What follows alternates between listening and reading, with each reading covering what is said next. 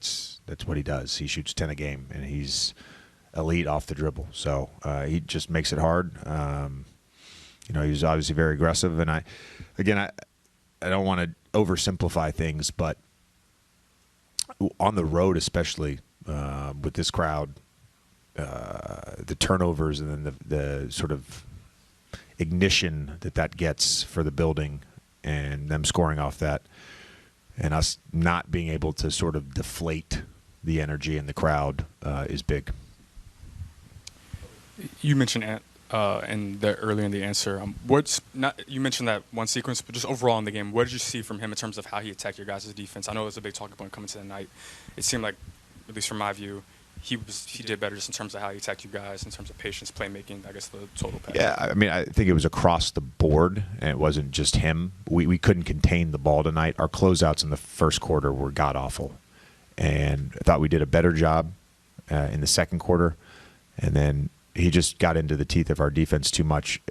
The fact is we don't have, quote unquote rim protection, and so if you give up blow bys, we're gonna give up something. We're gonna give up a three, or we're gonna give up a shot from him at the rim.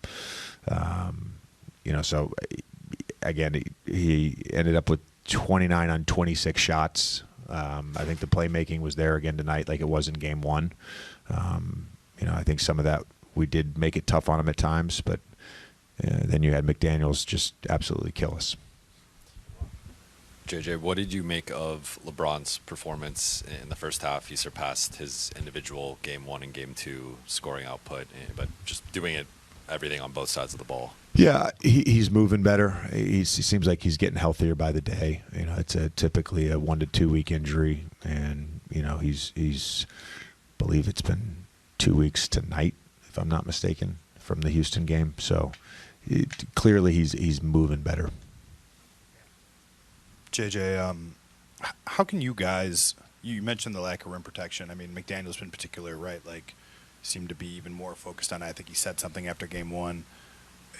Does that work have to be done on the perimeter? How can you guys be better at the rim, knowing kind of the size limitations that and vertical limitations you guys have? Yeah, I think it's just we've done it all year. When we've been at our best, we've been able to be physical on the ball and not allow blow-bys, and also have sort of a cover mentality, multiple effort, and it was there at times tonight. It's not to say our guys, I mean, they exerted a lot of effort. They played hard, but the sort of early throw-aheads, the offensive rebounds, I think we had 2 where we collected a rebound, we get back tapped, we give up a point. It's just, again, it's those things really, really accumulate, especially when you're turning the ball over. Jackson hasn't really been able to make a positive impact in his minutes. Would you consider just playing small full-time? Is that something that you can look at here? We'll look at everything, but still believe in Jackson. With Luke, I know these stomach things can kind of hang around for a while, and I'm assuming he probably lost some water weight. What do the next 24, 48 hours look like for him, and what are you kind of expecting from him in the next game? Hopefully he's whatever is going on, he's feeling better on Sunday. I mean, I can't, I'm not a doctor.